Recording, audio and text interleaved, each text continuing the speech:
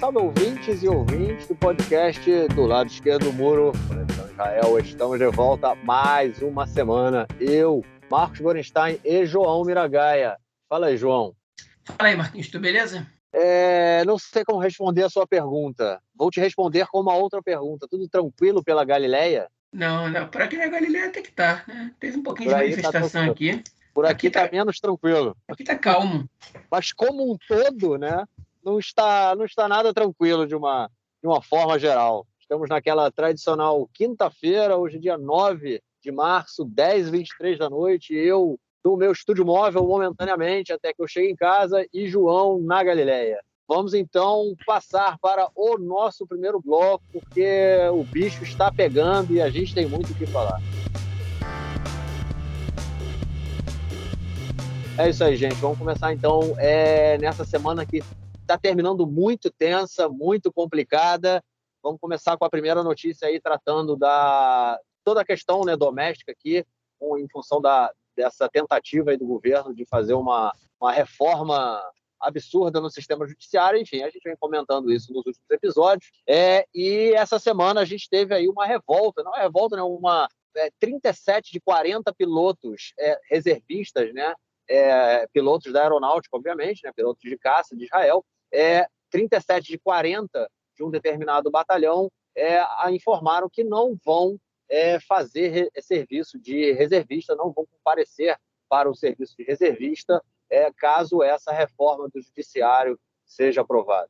João, nossa primeira notícia aí do podcast mostra o tom que a gente vê na sociedade israelense, né?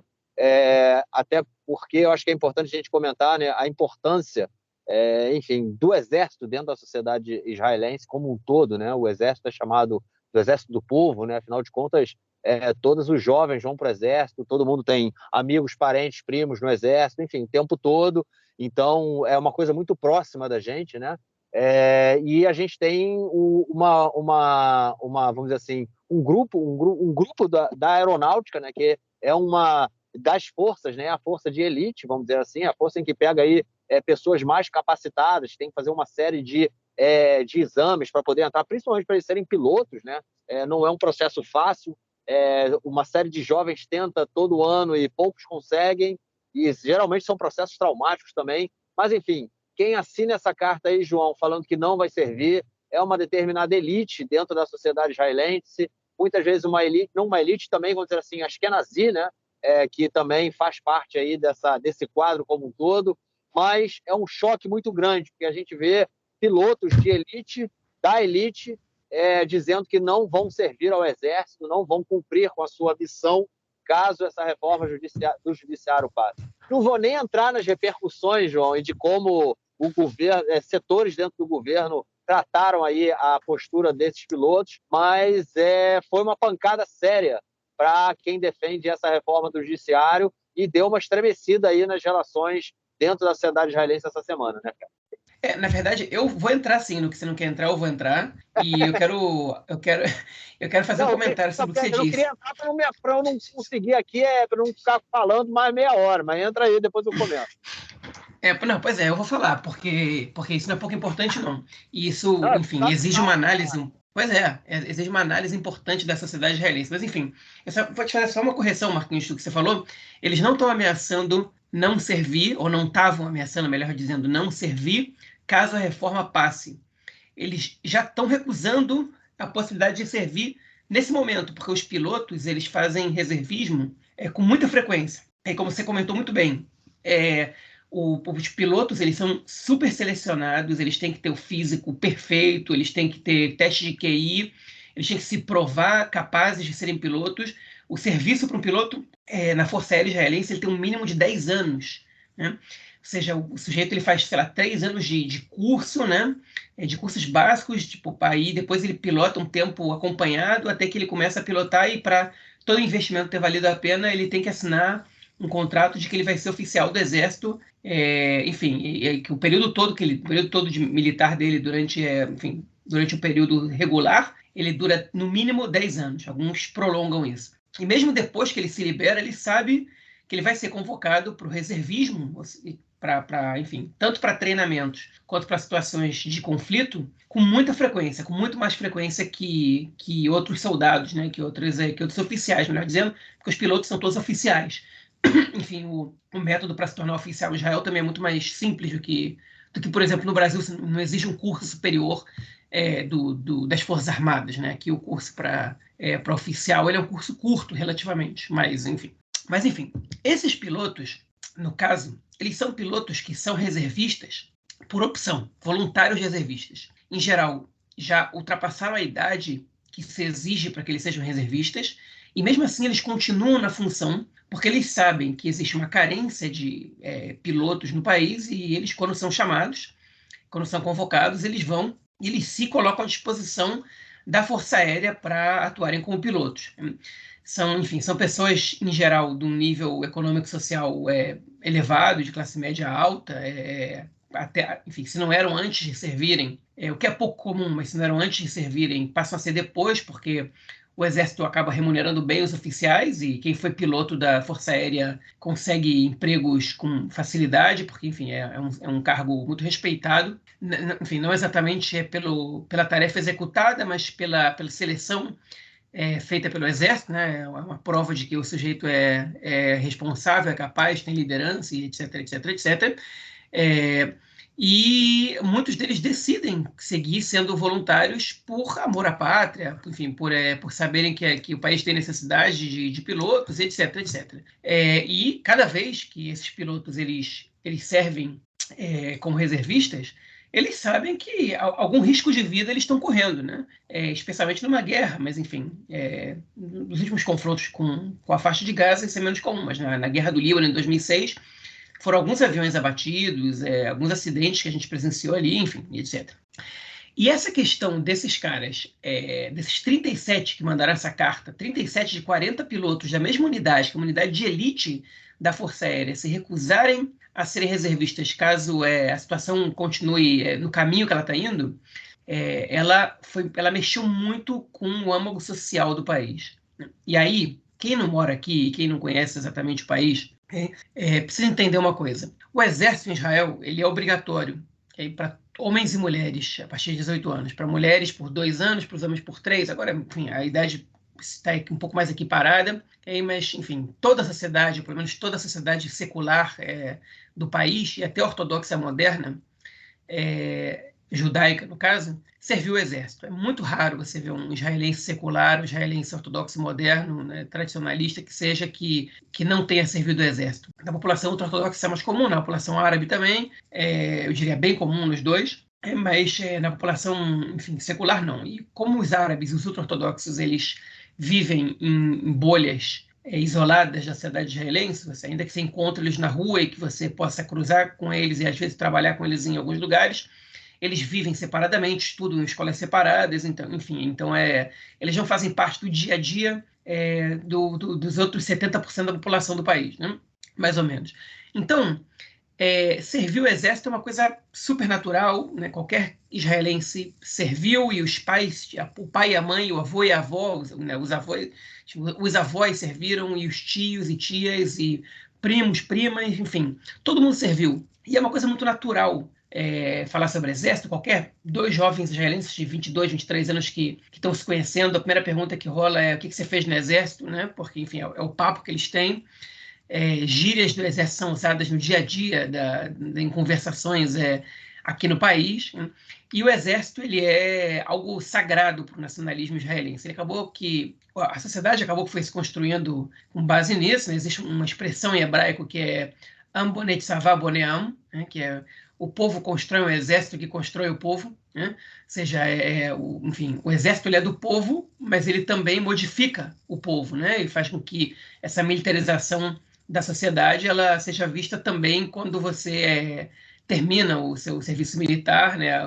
Como o exército influencia, como essa experiência no exército influencia na personalidade dos israelenses de uma maneira geral. E ele é tratado como sagrado do sagrado, que no exército, supostamente, teoricamente, você mistura pobres e ricos, askenazitas e sefaraditas, enfim, e todas as tribos sociais, às vezes também drusos e árabes cristãos, né? Enfim, e religiosos e laicos, e etc, etc, etc. O que não é exatamente verdade, né? Porque a gente sabe que tem unidades no exército que a população é mais pobre da periferia, e a unidade do exército que a população é muito mais de classe média alta e dos grandes centros urbanos ou de lugares de renda mais alta, né? Enfim, então não é exatamente verdade, mas entre os combatentes, em parte das unidades, parte importante das unidades, isso de alguma maneira é uma verdade, né? Enfim, e o companheirismo se vê no dia a dia do exército, e enfim, as pessoas fazem amizades para a vida inteira, e ele é uma maneira de você igualar as pessoas, né? Como dizia o historiador Benedict Anderson, né, como ele escreveu no livro dele, o Comunidades Imaginadas, o nacionalismo é uma comunidade imaginada no qual você se imagina em situação de horizontalidade com as outras pessoas da sua nação. De modo que o exemplo mais radical que ele dava para essa horizontalidade é que não importa de que classe social você é, de que grupo étnico, de qual religião, o que seja, que os dois estão dispostos a morrer pela pátria. E basicamente o exército é o principal exemplo, né, dessa teoria do Benedict Anderson, que, enfim, que é muito famosa, muito conhecida entre quem estuda, enfim, dos historiadores, cientistas sociais, etc. E o exército em Israel ele funciona como um formador social, como uma ferramenta de construção social fundamental, né? E, enfim, e que impregna a sociedade de valores, alguns deles bons, outros ruins, né? E, enfim, e isso é determinante para a sociedade. Dito isso, quando um grupo de pessoas em Israel importante opta pela sarvanut, né, que é a expressão em hebraico que é por não servir, né, por se recusar a servir, existe uma expressão em português para isso, como é que se fala? Não sei se é deserção, né? Acho que seria deserção. Né? Isso é um choque social. Isso aconteceu pela primeira vez na primeira intifada. Um grupo razoável de combatentes se recusou a servir, julgando que o papel do exército não era reprimir manifestações civis palestinas. Isso aconteceu na segunda intifada também, em menor escala. Isso aconteceu em alguns outros momentos da história, na desconexão de Gaza, enfim, mas aconteceu em um grau não muito grande e aconteceu em situações nas quais o envolvimento, né, dos soldados era estritamente com questões militares, ou seja, o sujeito não serve, ou o grupo de pessoas não serve quando julga que o exército está fazendo alguma coisa que não é sua função, da qual ele discorda, etc, etc, etc. O que está acontecendo agora é muito mais grave, muito mais radical do que isso. As pessoas estão se recusando a servir, está começando com os reservistas, mas não vai demorar muito para que isso chegue nos soldados regulares, ou nos oficiais regulares. Alguns, inclusive, já pediram dispensa do exército com esse novo governo. As pessoas se recusando a servir, não porque eles discordam das determinações do ministro da Defesa, ou do que, enfim, de ordens militares, ou do papel do exército agora. Eles estão se recusando a servir para pressionar o governo a desistir de uma reforma que segundo eles, e com que eu concordo, número e grau, gênero, número e grau, o Estado ele deixaria de ser uma democracia, né, ou pelo menos uma democracia nos moldes que a gente conhece, e um exército que não tem absolutamente nenhuma fiscalização de forças não políticas, hein, ele pode fazer tudo. E se o exército israelense ele já é criticado e ele já infringe direitos humanos em diversas ocasiões, porque a ocupação é uma infração de direitos humanos já constante, imagina se você não tivesse a Suprema Corte, por exemplo, fiscalizando e proibindo excessos. Imagina se o soldado sentisse que o respaldo político é tudo que ele precisa para fazer o que ele bem entender. Imagina essa situação. Imagina o que ia acontecer com os palestinos, imagina o que ia acontecer com meu filho, que daqui a, 13 anos vai estar ou menos, vai estar se alistando ao exército, 12 anos e meio vai estar se alistando no exército. Hein? Como é que tipo de cidadão, que tipo de sujeito ia ser formado por um exército, enfim, no qual o respaldo político que é o que garante para o soldado qualquer desculpa para ele fazer o que ele quiser, né? Porque basicamente essa reforma ela possibilita com que isso aconteça, e eu não tenho a menor dúvida de que esse é um dos objetivos dessa reforma, pelo menos de alguns que tocam essa reforma adiante. Então, essa recusa, ela é uma ferramenta muito efetiva de combater a reforma. Eu diria que mais efetiva do que as manifestações de rua, ou pelo menos tão efetiva quanto, mais efetiva que a pressão econômica, porque você começa com uma ondinha dessas e isso vira um tsunami em pouco tempo. E percebendo isso, o Netanyahu já foi a público dizer que vamos deixar o exército fora disso, o exército é sagrado. O Gabi Ashkenazi, que também foi chefe das Forças Armadas, foi ministro do Exterior há pouco tempo, que está contra a reforma também disse, vamos deixar o exército fora disso, não vamos mexer com a pureza do exército, que não tem nada a ver com as questões políticas, que tem uma organização do Estado, não política. Enfim, e já começaram a se manifestar dessa maneira, e membros do Likud, sem a menor noção, como, por exemplo, o ministro das Comunicações, Shlomo Keri, ou a ministra da Diplomacia Pública, Galit Distal, fizeram comentários. A Galit Distal disse que essas pessoas não são verdadeiros patriotas, e o Shlomo Keri se referiu a eles, eu não me lembro agora qual foi a expressão que ele usou, mas foi uma expressão pejorativa, tipo como um bando de vagabundos ou de cachorros, uma coisa assim. Enfim, os caras foram na casa do Shlomo Keri para dizer para ele, para falar para ele, quem é você para falar de mim isso? Quem é você para falar isso de mim? Tipo, você não tem noção de nada. Eu falei assim, ele falou assim, não, mas eu não disse que você é um desertor, eu não disse que você não é patriota. Ele falou, eu sou desertor, eu sou. E aí, vai falar o que para mim agora? Isso eu tô falando um velhinho de 60 anos, tipo, gritando na cara dele. Enfim, e o Netanyahu ficou muito irritado com isso. O Gallant, o Yoav Gallant, que é o ministro da Defesa também, o Gallant deu uma dura em público, né, nos membros do Likud que atacaram esses reservistas que estão se recusando a servir. E o Netanyahu também deixou claro e falou, olha, o ataque a essas pessoas, aos soldados e aos reservistas, não é razoável, eu não concordo com isso, mas não é razoável, e eles não são desertores, porque eles são voluntários. Enfim, e aí o filho do Netanyahu também fez um tweet dizendo que isso é passível de prisão, né? Porque desertar você é preso se você se recusa a servir quando você é chamado como reservista. Só que esses reservistas são voluntários, então eles não podem ser presos por não serem voluntários, né? E aí ele foi chuva de pancada que o filho do Netanyahu levou, porque ele não é reservista, né? Ele foi da unidade do porta-voz do exército no seu serviço militar, e ele não faz reserva, né? Ele não é chamado para reserva, ele não arriscou a vida nem um dia durante o serviço militar dele, e, como se não bastasse, ele está isento de ser chamado como reservista por causa do cargo que ele teve. Então, as pancadas que ele levou foram muitas, e aí, nessa brincadeira do governo atacar os reservistas, aí enfim, os reservistas partiram para cima do governo, porque eles pensaram, olha só, meu amigo, metade do gabinete do Netanyahu não serviu o exército. Tipo, metade.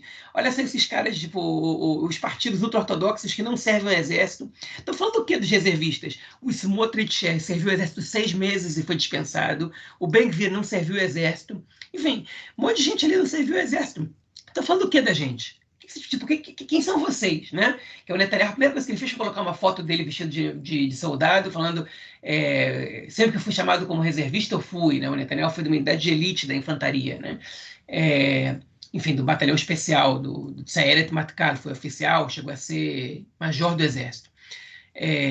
Só que ele é um dos poucos ali nesse governo que teve cargos importantes ali. Na oposição tem mais gente, né? E aí enfim, ficou ruim para o governo. Eles tiveram que reconstruir o argumento deles, né? E aí o argumento de que porque esses aí são askenazitas, ricos e tal, não cola, porque esses askenazinos ricos, que eles estão falando, são a maioria dos oficiais do exército, né? Que se hoje se recusam a ser reservistas, o exército não consegue dar conta. O exército não dá conta, não tem condição.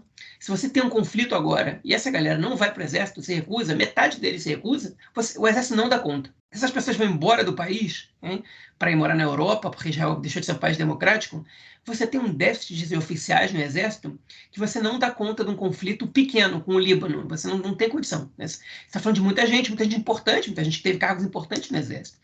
Enfim, então que não dá conta. Você consegue ganhar uma guerra do Hezbollah? Você consegue, mas com muito mais dificuldade. Com muitas perdas, enfim, com um caos total ali. Então, essa é a situação trágica, né? O governo conseguiu atirar no pé, mas de metralhadora, né?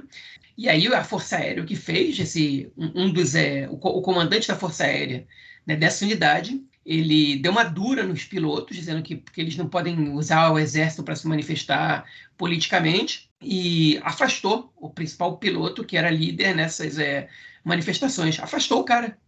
Você não vai mais servir. Querendo ou não, você não vai mais servir. A gente não quer mais você aqui. Né? E, enfim, aí o exército está começando a trabalhar contra os manifestantes. O argumento do exército qual é? A gente não quer que vocês misturem exército com política. Só que já era.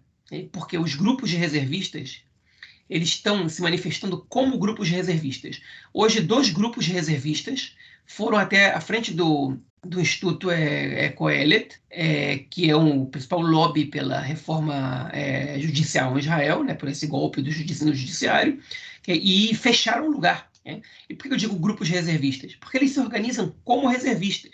Eles se organizam como cidadãos civis normais, enfim, como nada disso. Eles vão... Aqui está o grupo de reservistas da unidade do Vdevan, de elite da infantaria, e aqui também está o grupo de reservistas da marinha, do tal, não sei o que lá. E, enfim, eles vão lá. Eu chutei quaisquer 2 nomes, né? Não sei exatamente quais unidades foram.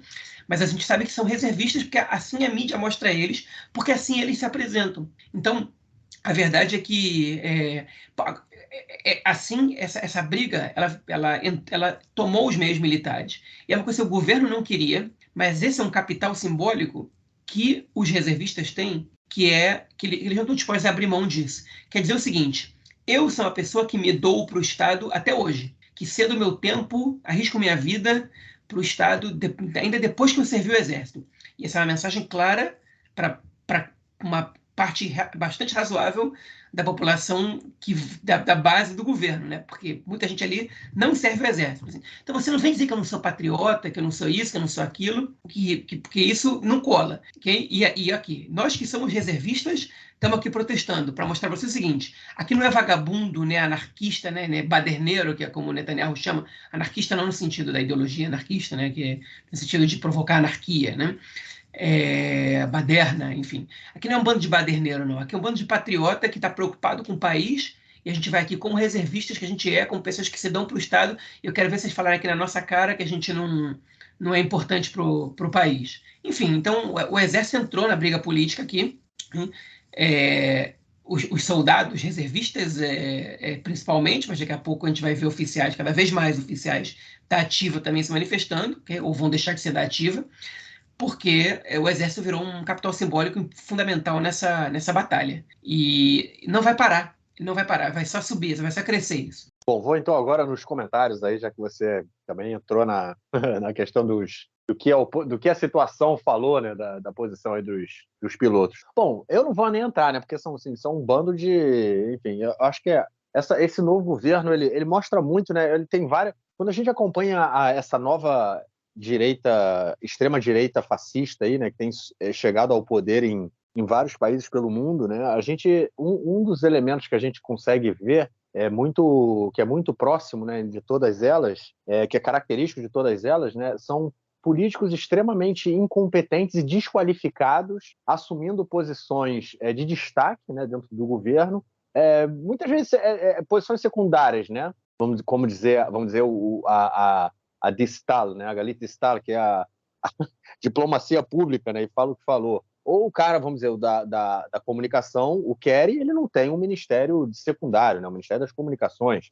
Enfim, são pessoas que são extremamente desqualificadas e sem nenhum tato político, sem nenhum conhecimento de como fazer política, né, assumindo posições e que tem o único objetivo de jogar lenha na fogueira, né? Não são qualificadas para fazer um debate político, não são qualificadas para fazer um debate público, usam muita mentira e muita incitação, né, como forma de fazer política, né, gritando o tempo todo, dando entrevista aos berros, né, uma coisa horrível.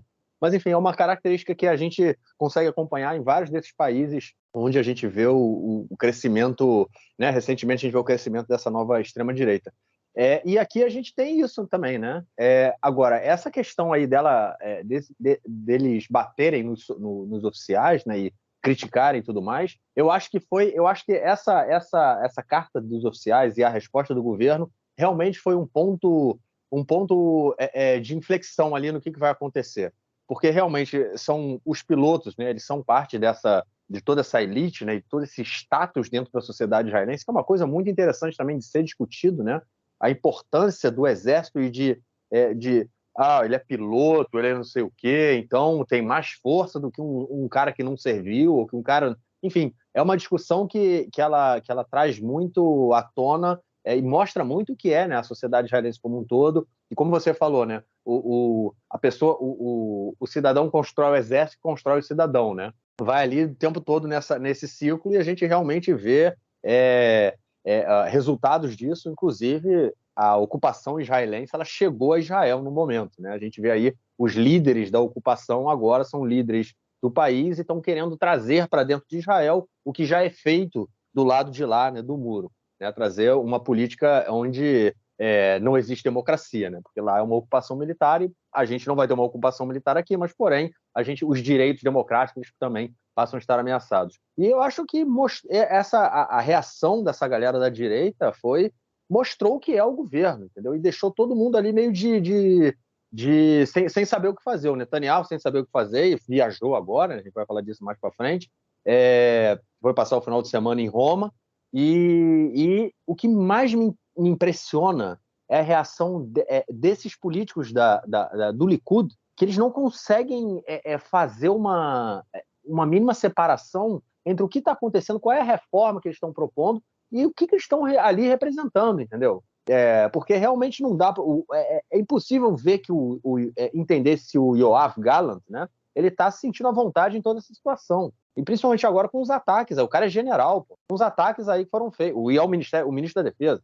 Os ataques foram feitos ao Exército. A mesma coisa o Avi Dichter, que foi aí chefe do Shabak. Será que ele concorda com isso? Né? A gente tem, então, setores dentro do Likud que agora começam também a falar, meu amigo, não está dando, além de ter setores dentro do Likud que estão dizendo abertamente, ó, tem que chegar a um acordo, tem que chegar a um acordo. Hoje eu vi uma entrevista com David Bitan, que ele já foi líder do Likud no parlamento. Isso foi antes do corona, inclusive durante o corona ele ficou doente, muito grave, quase morreu, mas enfim, eu vi uma entrevista dele hoje, ele falou, não, tem que chegar a um acordo, tem que chegar a um acordo, tem que chegar a um acordo, ou seja, há setores dentro do Likud que estão bem dispostos a chegar a um acordo, ou seja, a gente já consegue ver um racha, né, dentro do Likud, e eu acho que toda essa crise aí, principalmente em relação aos soldados e a forma como esses setores aí desqualificados, né, da política israelense reagiram, mostram, né, que o Likud, ele... Não sei se ele está tão estável quanto o Netanyahu gostaria que ele estivesse, ou quanto ele gostaria de aparentar que o Likud está. Mas vamos ver pela frente, eu acho que, enfim, a gente vai continuar falando do tema aí das manifestações e tudo mais, mas a coisa está muito quente e não tende a esfriar no próximo período. Bom, vamos então à nossa segunda notícia do bloco, é sobre a aprovação de mais uma lei dessa semana, que ela é uma lei que permite que políticos recebam doações em diversos casos, dentre eles casos que eles tenham que pagar por, vamos dizer assim, um processo judicial. Ou seja, se o primeiro-ministro ele estiver passando por um processo judicial e ele quiser abrir uma vaquinha na internet para coletar fundos, ele agora, de acordo com essa lei que foi aprovada, pode fazer isso. Ele pode abrir uma vaquinha para que a população ou outras pessoas paguem, né, como é que chama isso que os advogados cobram? Esqueci agora o nome, né? Tem uma palavra aí. Anual. Isso, exatamente. Os honorários dos advogados. E agora o Netanyahu vai abrir ele pode, né, caso ele queira, abrir uma vaquinha para que a população pague aí pelo seu julgamento. João, isso já tinha sido proibido no passado, e agora a procuradora, né, do governo falou que essa lei aí não é muito legal, ela foi contra, mas mesmo assim o governo colocou para votação. Pois é, essa lei é mais um exemplo de como esse governo ele não respeita as decisões judiciais, né? A Suprema Corte ela considera ilegal, dá as suas explicações e o governo novo vai lá e legisla retroativamente enfim, e cancela as decisões da justiça. Basicamente é isso que o governo tem feito, né? Ou seja, não tinha nenhuma lei, aí a justiça decidiu e o governo vai lá e fala, não tinha nenhuma lei, então beleza, a gente faz a lei agora para cancelar a decisão judicial. Enfim, às vezes total de respeito do governo israelense sobre qualquer decisão judicial, né? Agora, vamos voltar atrás um pouco nesse caso. O Netanyahu já tinha organizado uma vaquinha Na verdade, não foi ele que organizou, né? Foram correligionários dele, enfim. Ou seja, foi ele através de correligionários, digamos assim, né? Aparentemente. Para poder pagar os honorários dos seus advogados, que não são baratos. Okay? Enfim, e a Suprema Corte decidiu que isso era ilegal, porque pessoas que doam para o primeiro-ministro, elas podem doar esperando coisas em troca. Né? E, na verdade, essa decisão judicial, ela obedeceu a uma lei que foi votada na Knesset, que foi escrita por 2 deputados do Likud naquele momento, que são os atuais ministros David Amsallem, né, e Yariv Levin, que é o ministro da Justiça, e o ministro do Ministério da Justiça, né, enfim, se der tempo a gente explica o que significa isso depois, mas que proibiram as doações de terceiros para qualquer atividade política e partidária. Qual era a alegação deles? É que um doador ele pode ter interesse externo, ele pode ter interesses escusos, né, numa doação, você não tem como avaliar isso, e então você, de primeira, já proíbe qualquer interferência enfim, de financeira em atividades políticas ou de políticos.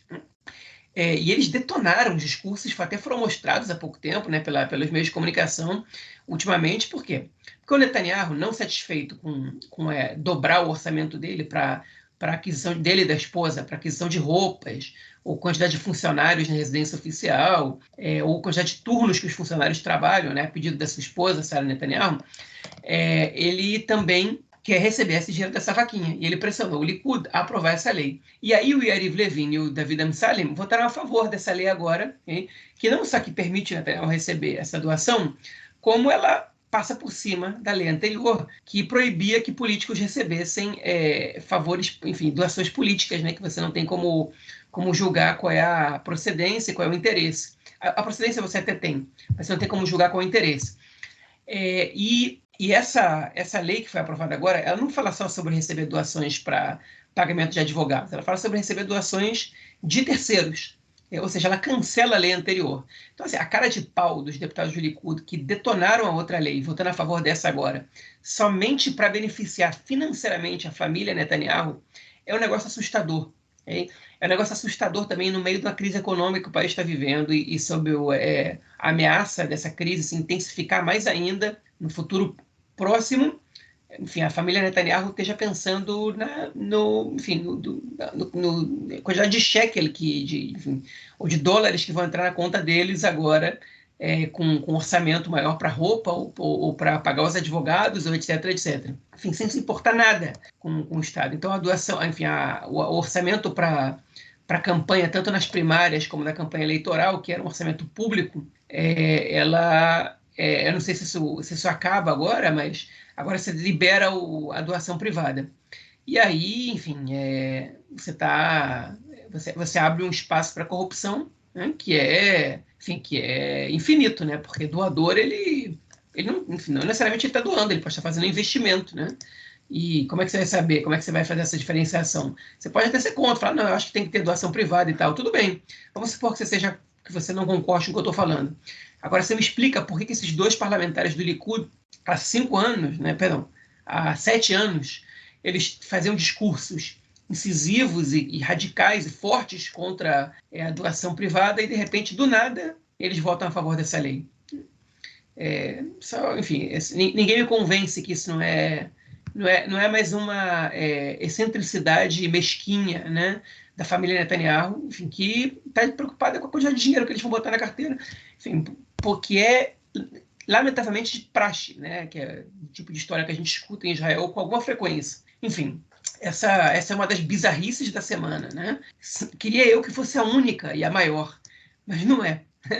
E aí, já que a gente está falando da família Netanyahu, o Netanyahu viajou hoje para Roma, como o Marquinhos falou, né? E a El Al, que é a companhia de aviação que faz que ganhou a licitação para fazer o voo da família Netanyahu, da família do primeiro-ministro, dele, da esposa, no caso, da sua comitiva, para Roma, para uma visita oficial, ela também faz uma licitação para conseguir um piloto.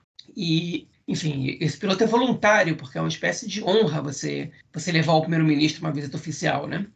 E, em 2 semanas, absolutamente nenhum piloto se voluntarizou para levar a família Netanyahu para Roma. Nenhum. Hein? E eles tiveram que, enfim, dar um jeito de outras maneiras. Se não me engano, eles tiveram que contratar um piloto ou usar um piloto do serviço normal da El Al para isso, porque ninguém se voluntarizou para isso. Foi um negócio, foi uma vergonha nacional essa recusa, né? Nunca tinha acontecido antes nada parecido com isso na história do país. Para a gente ver em que situação se encontra de impopularidade o nosso primeiro-ministro. Um absurdo, sabe um absurdo dessa lei? Para começar, essa questão, né, da lei pessoal, né? Que a gente comentou isso há muito tempo atrás, já quando o Netanyahu ainda era primeiro-ministro, o Lapid era o líder da oposição. Isso aí não é atual, né? Está falando de alguns anos atrás. O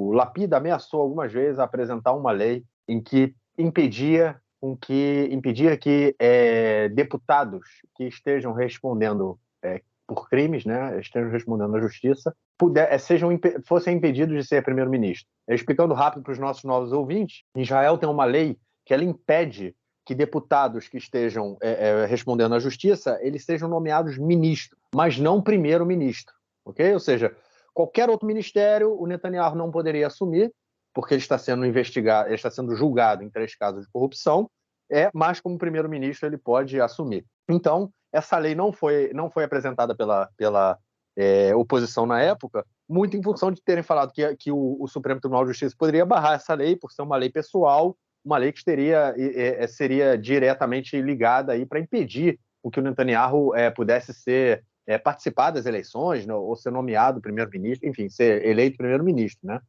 Ou seja, a gente comentou isso na época, né?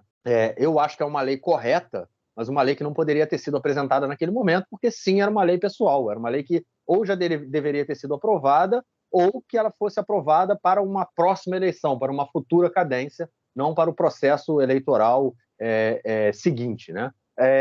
Enfim, e agora a gente tem essa ou seja, também por conta aí do medo, né, como eu falei, né, de o Supremo Tribunal de Justiça não aprovar essa lei, ele brecar essa lei por algum motivo, a oposição não apresentou.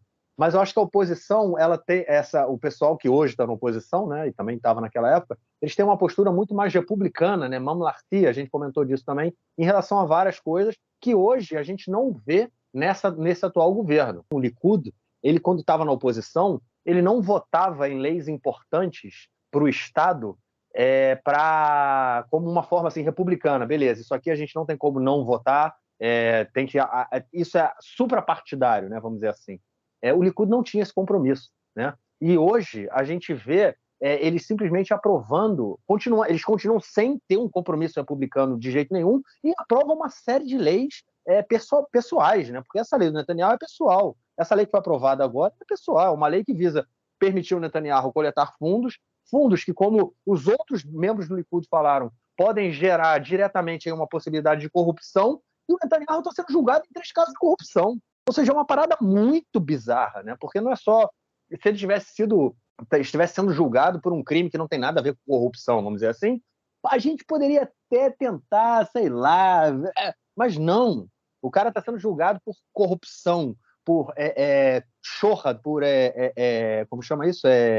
Como se dá dinheiro para a polícia, né? Fugiu a palavra aqui. Então o cara suborno, ele está sendo investigado por suborno. Ou seja, e agora você vai permitir com que pessoas te deem dinheiro para você pagar pelo seu jogo. Ih, rapaz, isso aí vai dar problema no futuro. Eu não tenho sombra de dúvida. Isso mostra também a falta, né, desse republicanismo, né, vamos dizer assim, do Likud, né, que está aí realmente preocupado, como você falou, em agradar às loucuras, né, e extravagâncias da família Netanyahu, que vai desde o filho que serviu, como é que você falou aí, que serviu pouco tempo no exército, não serviu, sei lá o quê, mas para mim também não importa, serviu ou não serviu, para mim é indiferente. O que importa para mim é que o cara tem 30 anos de idade, mora com os pais, não trabalha, não faz nada e fica só incitando no Twitter o dia inteiro. Ele é o 04, né? Ele era igual o 04, que ele ficava ali, não fazia nada, ganhava o mesadão do pai, daqui a pouco ele solta um rap. É isso. Vamos então ao nosso próximo bloco para continuarmos tratando aí de questões internas em Israel. É isso, gente. Agora a gente vai falar da reforma em si, né? De tudo que tem acontecido aí na reforma. Enfim, essa noite, né, aconteceu muita coisa essa semana, mas, enfim, vamos falar ontem, no dia de ontem, apareceu aí uma tentativa de acordo, né, que foi apresentado um novo projeto de reforma judicial, que foi apresentado por um professor de direito chamado Yuval Elbashan, e um outro cara, Friedman, que aí foi conhecido como o projeto aí Elbashan-Friedman. Sofreu uma série de críticas, pancada para tudo que é lado. Teve muita gente que ligou isso a um projeto que o Herzog, né, que é o presidente do país, estaria escrevendo aí para apresentar. E essa noite, João, 8 da noite, foi o Herzog na televisão, fez um depoimento, falou que na hora que ele te apresentar um projeto, vai todo mundo saber que o projeto é dele, que o acordo está próximo, que ele tem conseguido chegar a avanços aí importantes. Falou que ainda tem coisas que precisam ser resolvidas, mas muitas coisas já foram acordadas e que agora... Mas, enfim, também nesse depoimento dele, ele desceu o pau e falou que essa reforma que está sendo apresentada pelo governo, ela não pode continuar. Ou ela tem que parar, ou ela tem que ser substituída por uma outra reforma. E aí, João, o presidente botou as manguinhas de fora, né, cara? Não, mais ou menos. Eu não estou satisfeito com o que ele está fazendo, não. Ele fez esse discurso hoje às 8, mas ele continua atribuindo responsabilidade aos dois lados. E isso é uma palhaçada. Porque tem um lado que está atropelando tudo, que não aceita parar com a legislação, que não quer ceder. E tem um lado que está querendo conversar, mas que não vai conversar enquanto não parar. E isso é o razoável. Você, o Lapid, ele usa essa expressão, você vai estabelecer uma negociação com um cara que está com a arma apontada para tua cabeça, você vai exigir que ele baixe a arma para vocês conversarem, né? Enfim, eu acho que é totalmente razoável que pare, até porque você tem que escutar uma quantidade de pessoas, né? As principais críticas estão fazendo a reforma é que ela está passando a bel prazer aí sem escutar ninguém, sem escutar nenhum profissional. E isso é um absurdo, tremendo absurdo. E o presidente continua se comportando como se os dois lados estivessem em pé de igualdade, como se o governo não tivesse mais responsabilidade sobre as coisas que acontecem do que a oposição. É como se, enfim, para começar a se igualar governo e oposição em qualquer situação, já é igualar desiguais, né? Porque o governo tem a caneta na mão e a oposição não. Okay? E a maioria também tem mais poder que a minoria. E o governo está atropelando, né? E ele tem que falar essas coisas. No presidente, mas o presidente tem que manter uma postura republicana, neutra. Então, a postura neutra exige que você trate uma situação desigual com a desigualdade que ela merece, que ela exige, né? Você não pode dizer o seguinte: olha só, você que está matando e você que está morrendo, vamos lá sentar para conversar, mas se você que está morrendo não parar de reclamar e você que está matando não parar de matar, então não vai dar para conversar. O cara que está morrendo, ele tem o direito de reclamar, né? Assim funciona. E, enfim, não sei se a minha comparação foi razoável, mas para mim o presente, enfim, ele continua sem descer desse pedestal de acima do bem e do mal e sujeito neutro e amado por todos os lados. E aí disse hoje que a história vai julgar os dois lados se eles não quiserem, se eles perderem essa oportunidade de conversar. Enfim, isso é uma grande bobagem, que é um comportamento esdrúxulo e patético dele nessa tentativa de intermediação. Por outro lado, a gente sabe que ele está costurando uma série de propostas, hein? Ele foi divulgado pelo Haaretz e pelo Ynet essa semana uma suposta proposta dele, né, que chegaria ao meio termo em algumas questões, mas ele já foi a público dizer que essa proposta que está sendo comentada não é a dele, né? Não é exatamente uma proposta, né? São os termos, não foram os termos que ele colocou, e que ele tinha dito, né, que nunca a gente esteve tão perto de um acordo, mas ele negou que a gente tivesse um acordo. E o negócio já degringolou, já não tem mais acordo nenhum, né? Parece que o Netanyahu teve uma conversa com o Yariv Levin sobre a reforma e ele já está começando a sentir a pressão. Netanyahu já está começando a ficar muito preocupado com os resultados econômicos, com a popularidade do governo, com as respostas do ponto de vista internacional. Okay? O conflito não ajuda nem um pouco, a situação do conflito não ajuda nem um pouco. Quem escutou nossa edição passada do podcast sabe do pogrom, né, que foi realizado na aldeia de Hawara, na Cisjordânia. E o Netanyahu já começou a ficar muito preocupado, só que parece que o Yariv Levin, que é quem manda de verdade nesse governo, ele disse assim, olha só, tem pontos que eu não estou disposto a desistir, e um deles é a nomeação de juízes, que é um dos pontos mais críticos dessa reforma. A nomeação de juízes proposta pelo Yariv Levin é uma nomeação que ela atende a interesses puramente políticos, okay? E não só isso, uma minoria simples, uma maioria simples da coalizão, que seria a maioria na comissão de nomeação de juízes, já decidiria, sem poder de veto do outro lado, sem nenhum poder do outro lado, efetivamente, quem seriam os juízes. Já poderia nomear juízes, enfim, livremente. E ele não aceita negociar essa parte. Alguns membros do Likud, nas internas, estão dizendo que o Yariv Levin ele vai negociar, ele está esperando só o minuto 90 para ele poder conseguir puxar a corda o máximo possível para ele, para que na hora que ele tenha que negociar, ele consiga negociar em termos melhores. Mas acho que ele não está entendendo uma coisa. A população ela não está disposta nem a negociar. Eles querem que eles parem. A gente está vendo isso nessas manifestações. Eles querem que eles parem. E o Yariv Levin ele pode até enfiar essa reforma goela abaixo da população. Só que o resultado disso não vai ser bom, nem para ele, nem para a população, nem para o governo, nem para a popularidade do governo, nem para a economia, nem para a relação de Israel com os países da comunidade internacional, especialmente com os Estados Unidos. Não vai ser bom o que vai sair daí.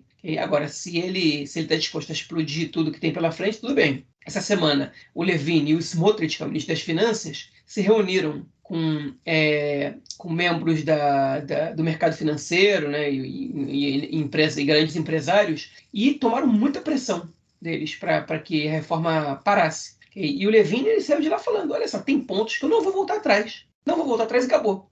O Smotrich, aliás, vai ser um ponto que a gente... Estou lendo agora a pauta, eu esqueci de colocar na pauta, né?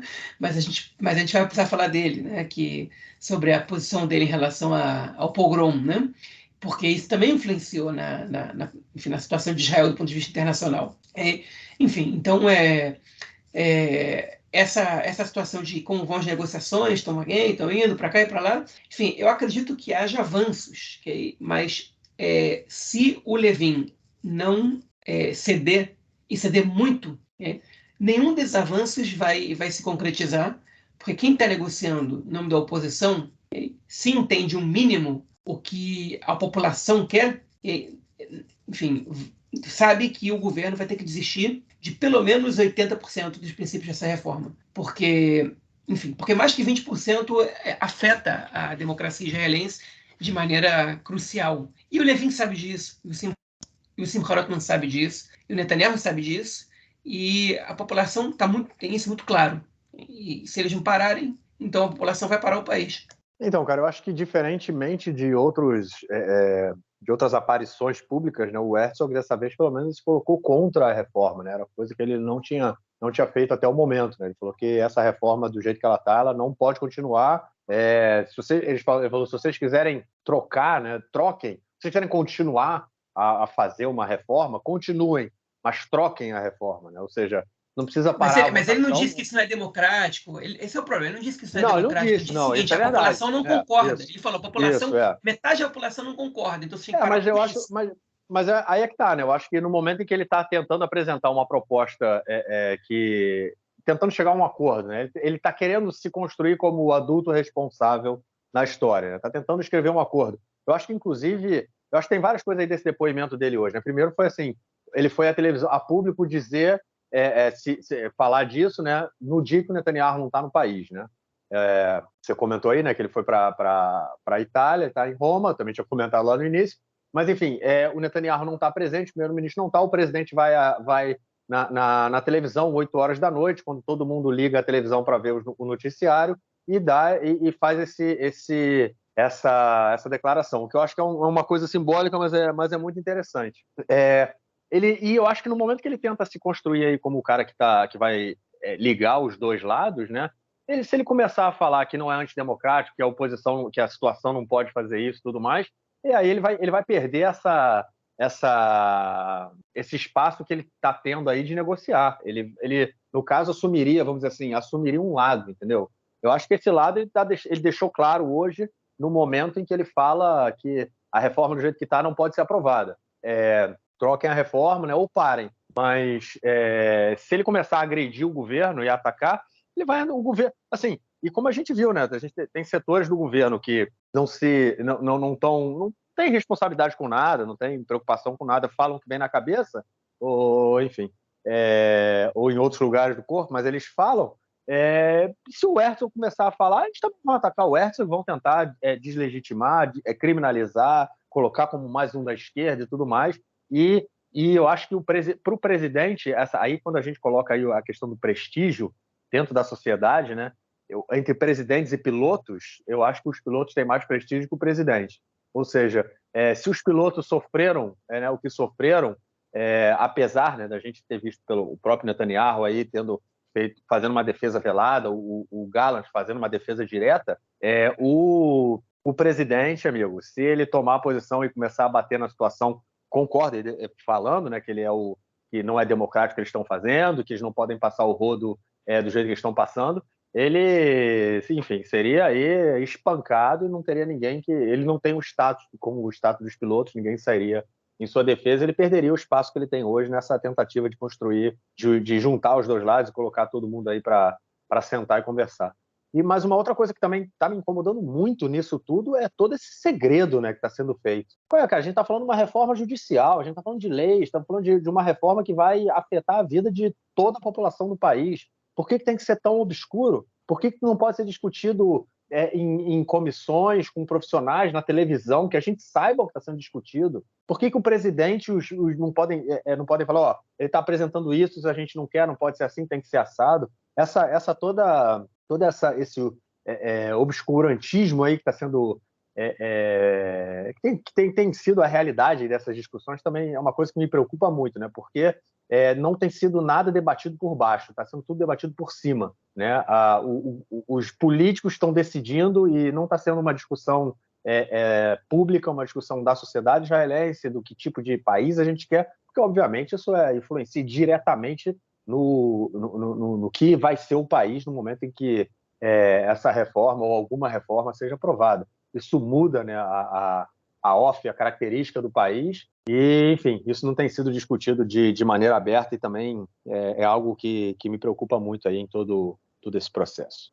Bom, vamos então à nossa próxima notícia. Vamos falar das manifestações que aconteceram no dia de ontem, no dia de hoje, principalmente. Hoje foi mais um dia aí que foi chamado dia Yom HaShibushim, né, o dia das paralisações, vamos dizer assim, paralisações em vários cantos do país, protestando contra a reforma, e uma delas foi paralisação no aeroporto, para complicar a entrada ali do aeroporto, porque o Netanyahu, como a gente comentou, estava indo para Roma. E aí, qual foi a solução que foi achada? Levaram o Netanyahu para o aeroporto de helicóptero. Parece até que um helicóptero pousou na sua cabeça, João. Manifestação pelo país inteiro, e eu fui à manifestação hoje aqui em Modim, na casa do ministro da Justiça, do Yariv Levin. Pode falar primeiro-ministro. Pode falar primeiro-ministro, é verdade. Foi um lapso, mas foi um lapso correto. É verdade, tem razão. Mas, enfim, foi lá na manifestação da casa dele, estava quente a coisa, tinha bastante gente. Eu fui no sábado também, tinha menos gente. Hoje estava bem cheio, muita polícia, não esperei, foi a vez que eu mais vi polícia por lá. Muita gente, enfim, com bandeira e tudo mais. Você já subiu o vídeo? Eu mandei um videozinho para a gente colocar nas redes, eu não sei se já foi, mas enfim, a gente vai colocar um vídeo aí dessa... Ainda não, vai colocar um videozinho da manifestação de hoje. Mas, enfim, João, manifestações pelo país, o Netanyahu teve que andar de helicóptero para chegar no avião, hein, cara? Helicóptero da polícia, né? As pessoas já tinham programado bloquear o acesso ao aeroporto, né? Ele já sabia que isso ia acontecer. Ia pegar o helicóptero para ir para o avião que não tinha piloto, né? Vai para Roma de helicóptero, será que aguenta? Mas aí ele teve que ir de helicóptero da polícia, né? Tava a dúvida se ele ia no helicóptero do exército ou da polícia, e foi no helicóptero da polícia e chegou no aeroporto direto para tomar o voo e, enfim, picou a mula para a Itália e tá lá, falou já para a comunidade judaica na sinagoga antiga lá de Roma. Isso é muito bonito, inclusive, para quem não foi a Roma, que está pensando em ir. É uma visita que vale a pena até para quem não é judeu, né? Uma construção bonita na cidade. Mas, enfim, sim, ele conseguiu ir. E aí, mas as manifestações aconteceram a rodo, né, aqui em Israel, foram bem grandes, muitas vias bloqueadas em Tel Aviv, em Jerusalém, na estrada, ali na região do aeroporto, foi muito tempo ali bloqueado. Os motoristas estavam tomando multa da polícia ali e dizendo, esse é o preço para a democracia, então eu pago com prazer. Tipo, e a polícia multando, e os caras falaram, beleza, continua aqui, já multou uma vez, pode multar de novo, continua aqui. No fim das contas, a polícia dispersou de todos os lugares, em Tel Aviv continuou até tarde, né? Enfim, até tarde, interrompida por um atentado que aconteceu há pouco tempo, né? Um pouquinho antes de a gente começar a gravar, né? Gravando na tradicional quinta-feira, a gente teve a notícia de um atentado bem no centrão de Tel Aviv, na esquina da rua Dizengoff com a Boulevard Ben Gurion. Um terrorista passou atirando, feriu 3 pessoas, depois foi abatido ali no momento, né? No momento não, um pouco depois, pela polícia que tentou capturar o terrorista, ele não cedeu e aí, enfim, também aí foi disparado contra ele. Ainda não está morto, pelo menos é as notícias que a gente tem. Ele está internado em estado crítico no hospital. Um dos feridos por ele também está em estado crítico, os outros dois estão em estado de médio, como se diz em hebraico, mediano para grave, ou mediano para leve, né? Enfim, e vamos torcer aí para as pessoas se recuperarem. O terrorista também, porque é importante saber se ele agiu sozinho, se não, ele vai ser interrogado, enfim. Também é importante a gente ter essas informações. Ele morto não serve para absolutamente nada para as investigações. Okay?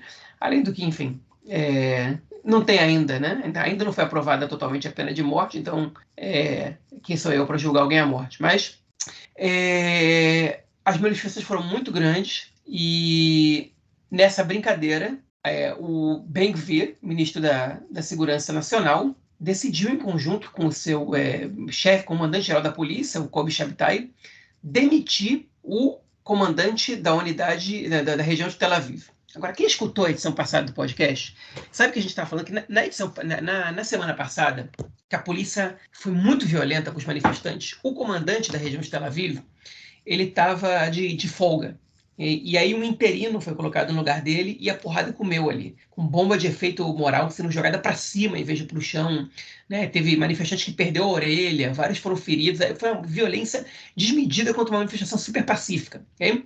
Tá bom, teve desobediência civil, teve bloqueio de via, mas a manifestação foi pacífica, isso não é violência, né? Desobediência civil não é violência. Okay? E violenta foi a polícia, e muito violenta por acaso, né? Por sinal. E essa semana voltou o comandante da unidade de Tel Aviv. E, no meio do dia, ele foi transferido para outro cargo de menos importância, né, responsável por instrução de novos oficiais. Okay? Ele foi comunicado que isso ia acontecer, tendo uma decisão conjunta do ministro da Segurança Nacional e o comandante da polícia. Okay? É óbvio, está na cara, que o Ben-Gvir está insatisfeito com a maneira como o comandante da região de Tel Aviv está lidando com os manifestantes, ou seja, pela maneira pacífica que ele está lidando com os manifestantes. Tanto que quando ele teve que colocar o interino, a violência rolou solta, né? Ele colocou o interino não à toa o que ele queria. E o Ben-Gvir não é o comandante, é ele o responsável por isso, porque ele fez aprovar uma lei de que a polícia estava submetida a ele e não ao comandante da polícia. E a decisão conjunta com o comandante da polícia foi para que ele tivesse um respaldo profissional para que ele não fosse detonado mais do que ele já está sendo depois. Ainda que ele não se importe nem um pouco com isso. Agora, o absurdo disso é o seguinte, a gente tem um comandante profissional da polícia que foi designado para o lugar que ele estava pelo comandante da polícia. Ele está fazendo o trabalho dele da maneira profissional que ele acha que deve ser feito, e vem um político que se refere aos manifestantes com os maiores impropérios possíveis, que criminaliza as manifestações e, do nada, demite o cara do cargo dele. Isso, okay, é um político tomando uma decisão, além de absurda do ponto de vista político, irresponsável do ponto de vista da segurança do país. Okay? Porque ele está preocupado com os ganhos políticos dele, não com a coisa certa a fazer, não com os direitos humanos, com porcaria nenhuma. Né? É assim que você monta uma polícia política. É você afastando os comandantes que não são violentos contra os manifestantes que estão discordando de você. É você controlando a polícia, a corregedoria da polícia, que é quem investiga os policiais que atuam de maneira irresponsável. Enfim, é dessa maneira que a gente tem uma polícia política, uma milícia na mão do Ben-Gvir, que faz o que bem entende.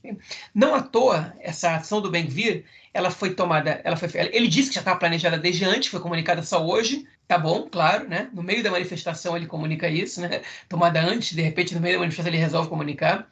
E isso veio logo depois, a comunicação dessa decisão, veio logo depois de um tweet de quem? Do filho do Netanyahu, do Yair Netanyahu, dizendo que os manifestantes sozinhos não conseguem fechar uma rua, que são poucas centenas de manifestantes não conseguem fechar uma rua, uma estrada do tamanho da Ayalon, que é a estrada que corta a cidade de Tel Aviv, e que só pode ser feito com a complacência e com a colaboração da polícia, e que a polícia, junto com o Shabak, que é o serviço de inteligência, estão em um complô, um conluio, para derrubar o governo, para um golpe de Estado. E aí o Ben-Gvir vai lá, o que ele faz? Demite o policial.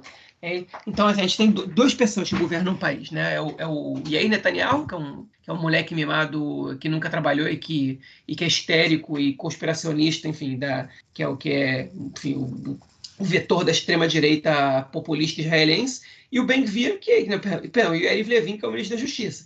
E o Ben-Gvir está se aproveitando dessa situação, do caos total, para ele criar sua milícia, ok? E talvez já tarde demais quando ele deixar de ser ministro da Segurança Nacional. Mas a imprensa não está pegando leve com essa decisão do Ben-Gvir, está tendo repercussão e não pequena, porque é um negócio gigantesco. O que se diz é que o Kobi Shabtai, que é o comandante da polícia, ele não teve escolha. Em vez de criar outra situação de tensão com o Ben-Gvir, ele prefere ceder algumas vezes. E nessa vez ele cedeu, coitado, não entendeu ainda que ele deveria ter que ceder todas as vezes, mas enfim. E a gente está caminhando para uma bizarrice sem tamanho, que é uma polícia que é comandada por um fascista e que vai começar a descer o cacete, perdão pela expressão, nos manifestantes daqui a pouco tempo, né? No próximo sábado, provavelmente. Hoje não deu tempo, porque ainda que ele tenha comunicado o seu afastamento hoje, o comandante da região de Tel Aviv ainda continua hoje no seu cargo, e o pobre coitado, no meio do trabalho dele para dispersar os manifestantes, ainda recebeu essa notícia do atentado. Né? E, bom, enfim, pelo menos isso para ele ajudou a dispersar os manifestantes. Né? Rapidinho as manifestações acabaram, as pessoas foram para casa, né? Porque ele teve que levar a polícia agora para investigar a situação do atentado, para evitar que outros atentados aconteçam. Enfim, eles estão correndo atrás de suspeitos de terem ajudado esse terrorista que executou esse atentado, enfim. E a polícia agora se voltou a isso, e os manifestantes também entendem que não vale a pena você ficar na rua quando você tem uma situação dessa, e que a polícia, nesse caso, está do lado deles, né? E que você não pode jogar contra a polícia. Aliás, os manifestantes tratam a polícia muito bem aqui em Israel. Eu vi gritos deles, enfim, dizendo que obrigado obrigado a polícia por fazer seu trabalho e tal, porque hoje a polícia não foi violenta com eles. Enfim, garantiu o direito deles se manifestarem. Quando eles estavam excedendo, a polícia tentou, enfim, terminar com os bloqueios considerados ilegais pela polícia, e aos poucos eles foram conseguindo. Né? Mas, enfim, o atentado mudou tudo. Quem realizou esse atentado? Nenhum grupo ainda reivindicou, pode ser que seja um globo solitário, pode ser que não. O resultado político desse atentado, eu vou dizer, foi gerar um sentimento de união no país, né? Porque quando a vítima pode ser qualquer civil, né? E você tem um inimigo nacional, você um pouco, no caso, nesse caso atual, só um pouco, você esquece da situação interna do país, né? E você se volta contra o inimigo. No caso, pelo menos para você, todo mundo foi para casa para deixar a polícia trabalhar, para encontrar se tem colaboradores, se tem outros terroristas no caminho, etc, etc. Em outros casos, se começa a cair foguete, aí não tem jeito. Aí os reservistas que forem convocados vão lutar, e aí você vai esquecer de tudo que está acontecendo da reforma, porque, enfim, você está correndo perigo de vida. E é um tiro no pé de organizações que estão lutando contra Israel, enfim, pela motivação que seja, se querem acabar com o Estado de Israel, ou se querem forçar Israel a negociar, ou o que quer que seja. Um atentado desse é um tiro no pé. Nesse momento, mais ainda, você mobiliza o país a se voltar contra o inimigo comum. Por outro lado, era óbvio que isso ia acontecer, porque essa semana, a gente vai falar no próximo bloco, a gente teve uma operação das Forças Armadas em Jenin, que deixou 6 palestinos mortos. Né? E isso não acontece sem um retorno. Então, a gente teve foguete na região da do cinturão de Gaza, e a gente teve esse atentado hoje, né? Não tinha como não acontecer, né? Não é esperar demais que essa situação, enfim, que os grupos palestinos fossem esperar o resultado de manifestações contra a reforma e pela crise política interna de Israel para se vingarem. Só o timing que não favoreceu os grupos palestinos, né? Eles não foram esperados, e ele favorece Netanyahu, favorece o setor que quer que a população esqueça enfim, dos conflitos internos do país. Nada mais do que isso. Bom, eu só pegando um pouco do fim que você estava comentando agora, bom, para começar sobre a questão do Ben-Gvir ter demitido o cara da polícia, eu acho que mostra o nível e para o que a gente está realmente caminhando, né? Porque realmente ele está criando uma milícia, né? Já tem a milícia dele lá na Cisjordânia, né? Que são todos os jovens que andam armados matando palestinos e destruindo propriedades, e agora vai ter a milícia dele também do lado de cá, né, que ele simplesmente passa por cima, mas mostra muito impressionante a forma como o Ben-Gvir ele realmente controlou tudo e, enfim, está passando o carro e realmente montando uma milícia, indicando, né, para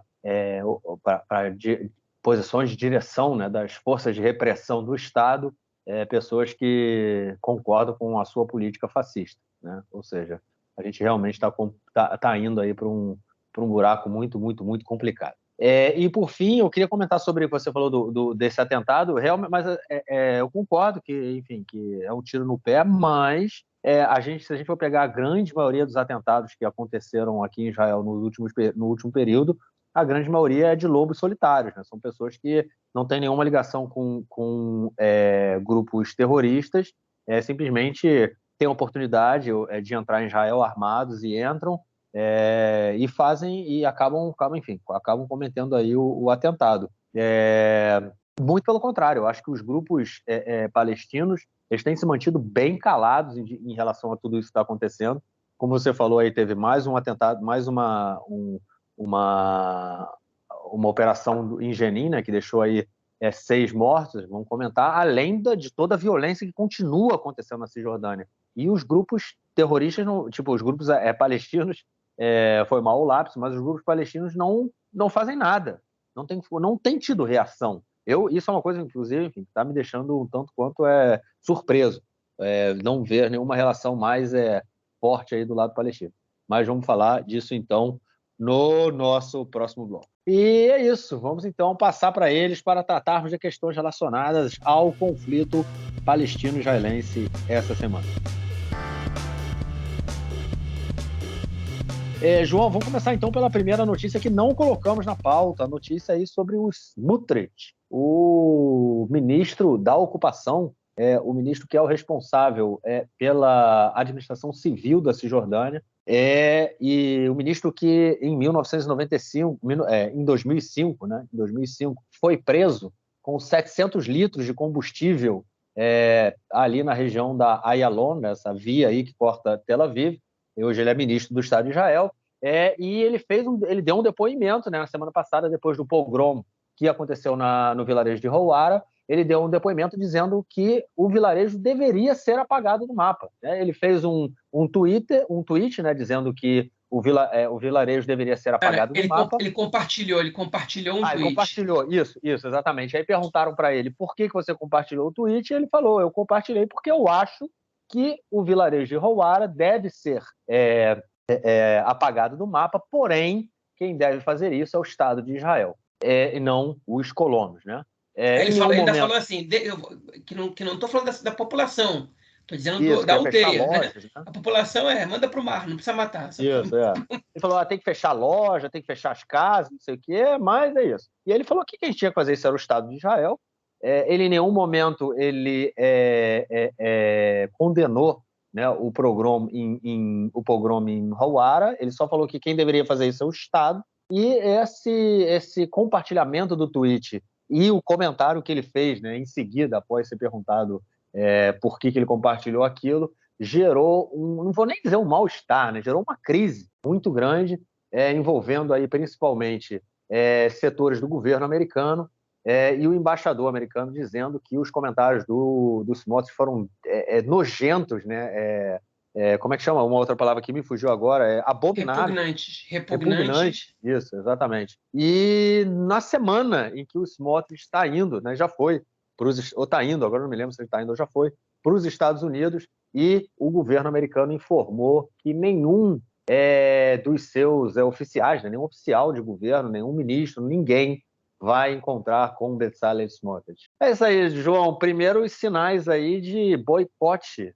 ao governo israelense vindo do governo americano, né, cara? É engraçado que eu não lembro se a gente chegou a comentar isso na semana passada, mas ele já tinha escrito uma postagem dizendo: não, quando eu falei apagar, vocês estão me interpretando mal, que a imprensa sempre faz isso, eu não falei apagar, exatamente. Eu quis dizer fechar as lojas, enfim. O cara falou apagar e curtiu o negócio falando apagar. Se quisesse falar fechar as lojas, ele teria falado. Ele foi questionado na entrevista. Ele disse exatamente isso. Hein? E aí depois ele teve que... E não colou, né? E aí depois ele teve que voltar atrás e dizer que errou nas palavras e que não é assim.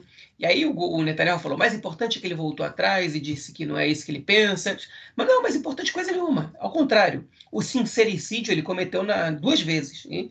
Ele só voltou atrás por causa da pressão internacional. E, enfim... E esse é o nível do governo que a gente tem, né? Esse é exatamente o nível do governo que a gente tem. É gente que defende limpeza étnica, ok? Assim, que defende abertamente, que não precisa nem falar disso dentro do armário, ok? Os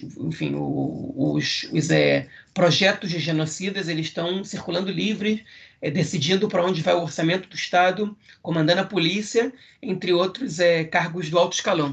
Okay? Isso é assustador a situação que a gente está vivendo, e é por isso que barrar essa reforma não basta. Esse governo precisa cair, porque essas pessoas, elas são perigosas, não só para Israel, elas são perigosas para a humanidade, elas são perigosas para os palestinos, elas são perigosas para o Oriente Médio, que é um barril de pólvora, são perigosas para um país que tem armamento nuclear, essas pessoas são perigosas para a humanidade. Então, assim, esse governo ele precisa cair urgente, essas pessoas precisam ser afastadas da vida pública, que de preferência presas, porque o lugar dessas pessoas não é convivendo em sociedade, né? Tá afastadas do resto da sociedade, porque o que eles podem cometer de crimes contra a humanidade, hein, potencialmente, não é brincadeira. É isso, um governo de fascistas, já não tem como a gente esperar outras coisas. E já que estamos falando aí, né, disso de Hawara, e falamos do depoimento do que falou aí, né, o fascista Smotrich, vamos comentar então sobre o que aconteceu lá em Hawara, o pogrom que aconteceu na semana passada,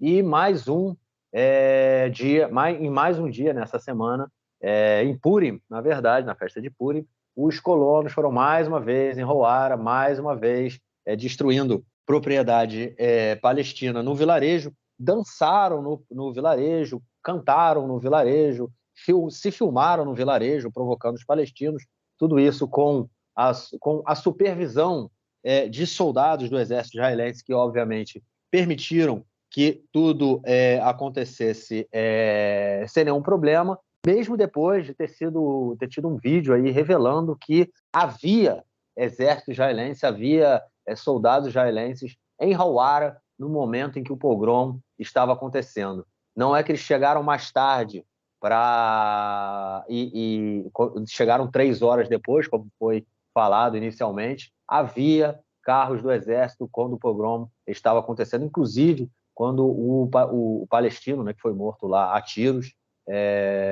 foi ferido e morreu.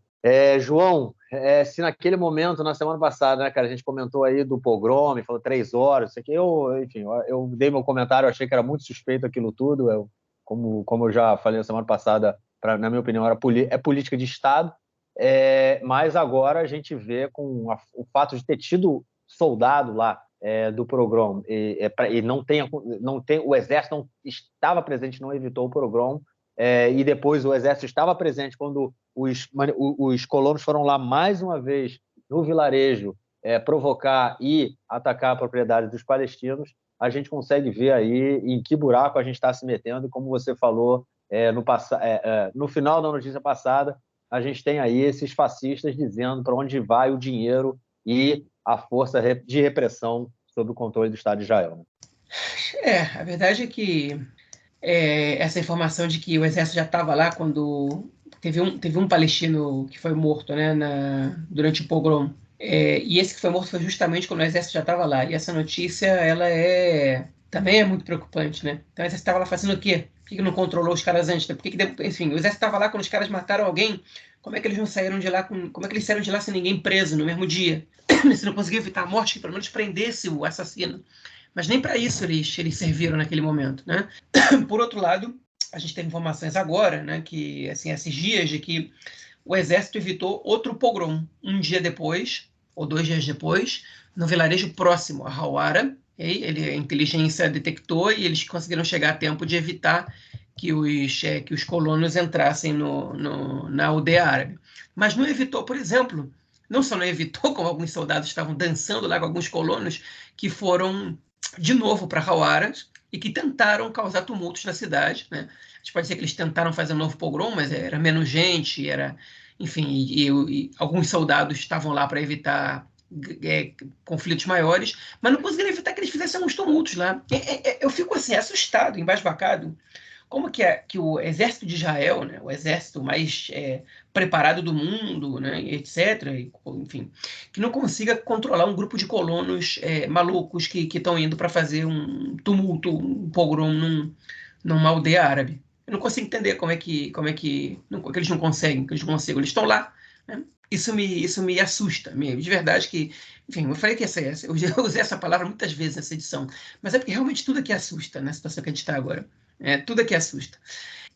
Enfim, e sei lá, eu não sei mais o que pensar, eu não sei se o Exército está colaborando com isso, eu não sei, porque o chefe das Forças Armadas, o chefe do Estado-Maior das Forças Armadas, ele detonou os colonos, detonou o pogrom. Né? Você está vendo os generais do Exército irem contra o governo várias vezes, né, enfim, fazerem comentários muito mais incisivos, criticarem os próprios soldados mais que o governo. Por outro lado, está acontecendo, né? O que está acontecendo fala muito mais do que a retórica. Né? Então, eu não sei mais o que pensar nisso. De verdade, eu tô, sei lá. É por isso que eu falo que é uma política de Estado. Eu acho que fica claro, né? É óbvio que o Exército não age por conta própria na Cisjordânia. O que acontece na Cisjordânia não é levado em consideração somente por questões militares de defesa, né? Ou seja, toda a operação e atuação do Exército na Cisjordânia ela não é ligada diretamente a questões da defesa de Israel. Se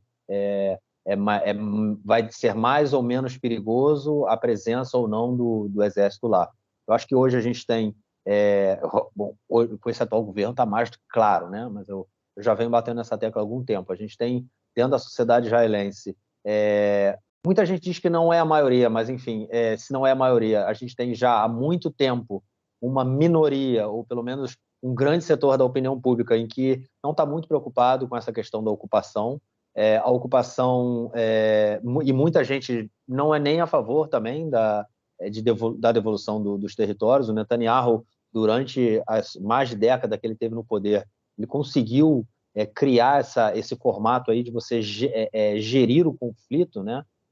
E isso fez com que na minha opinião, com que boa parte da população israelense esquecesse muito do conflito, né? A gente tem ali um conflito no nosso quintal, realmente. Se eu vou parar para pensar que a maioria do país está ali enfim, dentro da linha verde, né? A maioria da população israelense, todo mundo ali olhando para o mar Mediterrâneo e esquece o que a gente tem nas costas, né? Que é a Cisjordânia. Então a gente não liga muito para isso.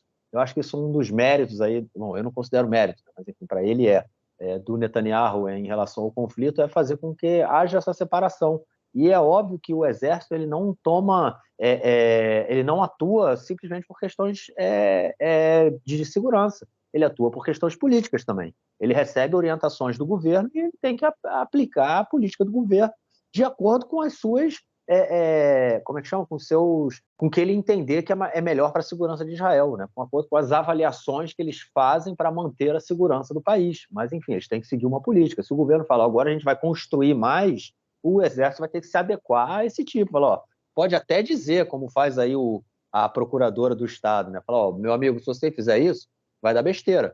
Mas o governo ele tem uma política que ele vai querer implementar. Isso já aconteceu várias vezes. Eu me lembro que a gente teve um debate muito acalorado no nosso grupo do Conexão, numa época em que teve eu não me lembro quem era o ministro da Defesa mas queria colocar detector de metal na entrada da esplanada das mesquitas, e foi uma pancadaria gigante, o bicho já estava pegando na Cisjordânia, e aí teve um atentado e não sei o quê. E teve um atentado e tudo foi o mais. Netanyahu que queria, por orientação de quem?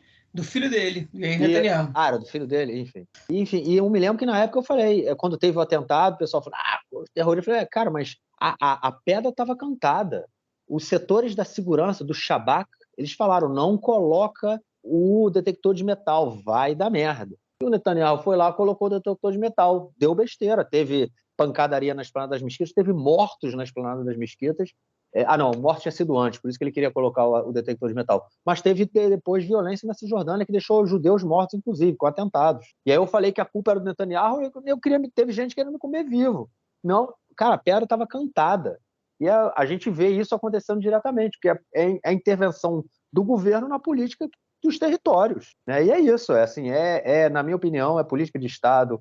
A violência dos colonos contra a população palestina não é de hoje, ela vem de décadas e ela é constante, ela é diária, e não é só a opressão do exército que não deixa, que impede com que os palestinos, que impede o direito de ir e vir dos palestinos, os colonos, e o governo não tem nenhuma intenção, o exército também não tem, não é que eles não possam, é óbvio que eles podem. Se o exército quiser, vai botar ali 2.000 soldados, vai prender todos os Nora Gevaot, né, a juventude da colina lá, que são os terroristas judeus. Meu irmão, bota 2.000 soldados, prende todo mundo e acabou. Tem condição de fazer isso. Como eles entram em Jenin, em Nablus, onde seja, e fazem o que eles fazem, eles também podem prender os colonos. Mas não é uma política do Estado. Eu acho que o Estado é conivente e no atual governo esses colonos servem ao interesse de determinados setores do governo que são fascistas, como, enfim, a gente comentou aí em vários momentos nesse episódio.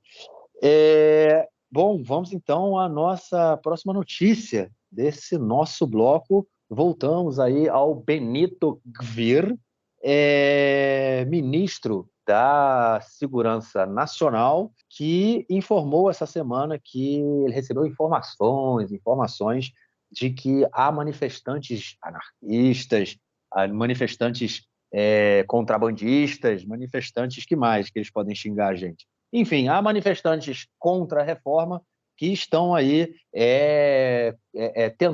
tramando o assassinato dele, do Ben-Gvir, do Bibi e da primeira-dama Sarara Netanyahu. João, ele não conseguiu provar, não mostrou nenhuma informação verdadeira que ele tivesse isso. Muito pelo contrário, acabou sendo desmentido no dia seguinte por, enfim, setores aí do alto escalão da política e polícia aqui de Israel. Além de tudo, é mentiroso, hein, cara? Não, mas isso é clássico, né? A gente tem que mentir. Mas não, ele foi desmentido em off, né? Ninguém deu a cara, mas ele foi desmentido em off, porque todo mundo tá com medo dele. Mas ele foi desmentido por muitos membros de alto escalão da polícia, dizendo que isso é mentira, ok? Agora, isso que ele disse era para fazer coro com a manchete do canal 14, que é o canal a Jovem Pan de Israel, mas que o noticiário ultrapassou o canal 13 e o canal 11 essa semana, e já foi o segundo mais visto, né?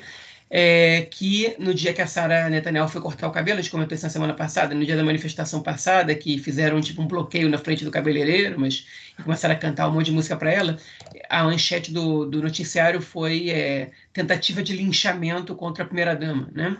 Que, enfim, que linchamento em hebraico não tem metáfora, né? Não é uma metáfora para linchamento virtual, não. Tipo, quando se fala linchamento, tipo pegar de porrada, né? E é óbvio, cara, tipo, aquilo assim, era tão longe da realidade, né? É uma mentira tão esfarrapada e tão fajuta para forçar uma vitimização e uma criminalização dos manifestantes, enfim, que chegava a assustar, mas aí o Ben-Gvir vai lá, solta uma dessa, enfim, que é tudo que o Netanyahu também está procurando desde o início, que é se vitimizar, quer dizer que ele nunca foi violento e que estão chamando ele de traidor e blá, blá, blá, blá, blá, ok? Mas, no fim das contas, eu não sei, esse caso não tem repercussão, até porque o Ben-Gvir não tem a popularidade do Netanyahu, né?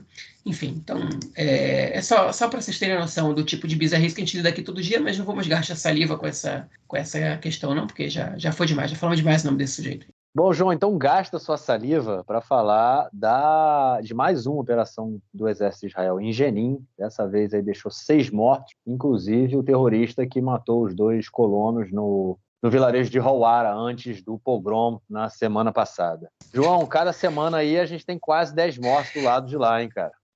E teve atentado essa semana como resposta disso, né? O ciclo de violência, ele só gera mais violência, né? Enfim, o exército entrou em Jenin para pegar o autor do atentado, né, contra os irmãos gêmeos, contra os irmãos que estavam no carro ali próximo a Hawara, que foram baleados e mortos. E, enfim, por alguma informação da inteligência, descobriram que eles estavam em Jenin. E o exército fez uma operação ali, acabou que 2 soldados foram feridos, mas em estado não grave, né? Já estão bem, aparentemente já foram liberados do hospital para ir para casa. E 6 palestinos morreram. Entre eles, no início era o suspeito, depois se comprovou que foi o autor do atentado. Enfim, um sujeito que parece que tinha ligações com o Hamas. Se não era membro do grupo, era simpatizante, porque encontraram fotos dele com a bandeira do Hamas. O negócio é que essas entradas, tipo, essas incursões do exército nesses lugares, eu não estou dizendo que não tem que pegar o terrorista, né? Eu acho que sim, que não tem que fazer, tem que pegar o cara. O problema é que essas incursões, especialmente em campos de refugiados, elas acabam deixando o número de vítimas muito alto, né? E isso é um risco muito grande contra a população civil. Morre gente inocente, etc, etc, que a gente já sabe, e acaba fortalecendo o ciclo de violência cada vez mais. Então tem que fazer o quê? Tem que deixar o terrorista impune? Não, você tem que arrumar um outro jeito de resolver esse problema, né? Essa é a resposta que a gente tem que buscar, né? Se fosse fácil, se fosse simples, a gente já teria respondido. Agora, lidar com a situação somente através da força, ela só traz para a gente mais um ciclo de violência.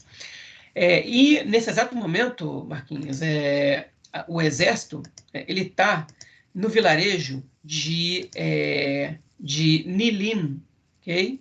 Que é aí nos territórios da Cisjordânia, que fica bem próximo da tua casa. Nilim fica um pouco ao norte de Modi'in, que aí fica a noroeste de Modi'in Illit, bem próximo da linha verde, okay? Porque aparentemente... Oi? É pertinho mesmo, é pertinho. Tem até um assentamento chamado Nili, que vem logo antes de Nilim. Mas tem Modi'in, aí um pouco em cima tem Hashmonaim, e um pouco em cima está Nilim. Modi'in Illit, Nili, exatamente. Modi'in ele está do lado. Pois Nilim está ao norte de Hashmonaim, okay? E é porque, aparentemente, Nilim é a cidade de onde saiu o terrorista de hoje, né? E, enfim, já começaram a incursão por lá, já que você não conseguiu tirar muita informação do cara porque ele está hospitalizado, deu para descobrir de onde ele é e foram para cima lá para ver se pegam alguém, se vão prender membros da família dele para forçar-eles a depor, etc, etc. Vocês podem apostar aí que amanhã a gente vai saber de algum palestino morto mais. Enfim, já são quase 70 palestinos mortos esse ano, um número bastante alto, inclusive comparado ao ano passado, que foi o número mais alto de mortos na Cisjordânia desde a segunda intifada. E você já tinha na semana passada, acho que 14 ou 15 israelenses mortos, né? Espero que esse atentado de hoje não some mais ninguém, mas a gente tem 2 internados em estado grave, um deles em estado crítico, né? Enfim, então, outra vez, quando a gente fala desse ciclo de violência, é sobre isso que a gente está falando, né? É uma situação que só piora. E, enfim, a comunidade internacional ela não está tão preocupada assim com a reforma do judiciário israelense, uma questão interna do país, enfim, para a economia é problemático, para quem investe em Israel, mas no meio diplomático isso não é uma questão que vai fazer tanta diferença a curto prazo. Mas o conflito faz. As pessoas não querem ver palestinos morrendo, as pessoas não querem ver o exército israelense invadindo campos de refugiados, não quer ver essas imagens, né? A comunidade internacional se preocupa com essa situação, poderia se preocupar um pouco mais, talvez, mas essa de fato é uma linha vermelha que Israel cruza frequentemente, a ocupação cruza frequentemente, enfim, segue cruzando, né, cada vez mais. Então, enfim, essa triste situação na qual a gente se encontra hoje. João, essa é uma linha vermelha ou é uma linha verde? É bom mesmo. Depende da metáfora que você quiser usar. É do lado esquerdo do muro ou está em cima do muro? Enfim, cai na mesma questão aí do nome do nosso podcast. É isso. Acho que, enfim, terminamos as notícias, né, cara? Vamos então passar para o nosso próximo bloco para ouvirmos o comentário do camarada Nelsinho Burdi que já me mandou o áudio dele. Eu não ouvi ainda, mas o Nelsinho já me mandou. Manda aí, Nelsinho. Meu caro Gorens, tem amigos do Conexão Israel do lado esquerdo do muro. Mandar um abraço pro João, que curtiu muito a festa de Purim, as fantasias, o biscoito, aquele Osnei Aman. O João gosta bastante dessa festa, assim como das outras também. Campeonato israelense de futebol masculino, a liga principal, tem a liderança ainda do Maccabi Haifa, o atual bicampeão, 4 pontos na frente do Hapoel Beersheva. É isso aí, no jogo que encerrou a rodada, no clássico de Haifa, o Maccabi fez 4-1 no Hapoel Haifa. Maccabi Haifa 4, Hapoel Haifa 1. Se o Hapoel Haifa fizesse o crime, a diferença para o Hapoel Beersheva seria menor. Lembrando que na próxima rodada o Maccabi Haifa vai enfrentar o Hapoel Tel Aviv na cidade de Tel Aviv, com o mando do Hapoel. O Hapoel que teve até um incêndio, não se sabe se criminoso ou não, no seu campo de treinamento perto do porto de Tel Aviv. Vamos ver de que forma. O Hapoel Tel Aviv, que não faz uma boa campanha, mas venceu na última partida por 3-1 o Beitar Jerusalém, lá em Jerusalém. Um bom resultado. De repente o Hapoel Tel Aviv está engrenando nessa reta final da competição, aí pode fazer um crime, pode tirar pontos do Maccabi Haifa na próxima rodada, e o Hapoel Beersheva vai jogar em casa com o Kriyat Moná. De repente, nisso aí pode ter uma aproximação. É isso aí, então, um grande abraço. Valeu, mestrão, brigadão, e estamos aí semana que vem, na hora que você quiser mandar. João, cansei, cara. Algo mais a declarar ou a gente fica por aqui, cara? Também estou morto, mas vou fazer um comentáriozinho pequeno. Não, sim, certamente comentou aí sobre a vitória acachapante do Hapoel Tel Aviv sobre o Beitar Jerusalém em Jerusalém, né? O Hapoel Tel Aviv que está capengando no campeonato israelense, mais uma vez lutando para não cair, mas na hora que pegou o Beitar, meteu-lhe um 3-1 fora de casa, enfim, que foi para lavar a alma, né? Agora tem essa última rodada aí contra o Maccabi Haifa, mas não vai dar para escapar do hexagonal do rebaixamento não, mas não vai cair não. Eu quero fazer um comentário só assim, hoje faleceu, né? Hoje, quinta-feira, faleceu o Haim Topol, que é um ator muito famoso israelense. Você que está escutando a gente agora, que não sabe, não está se ligando quem é, ele é o ator principal do filme O Violinista no Telhado. Ele atua em inglês nesse filme, mas ele é israelense, né? De fato, eu não sei se ele nasceu em Israel, mas ele é de cidadania israelense e vivia aqui. Enfim, então aí Zichrono Lebracha, como se diz em hebraico, né? É uma referência, um filme que virou referência para algumas gerações, né? E um ator de primeira aí. Enfim, só para a gente não deixar passar. Ficamos por aqui então, João. Nos falamos na semana que vem e gravamos nosso próximo episódio. Forte abraço. Abraço, até mais. Valeu.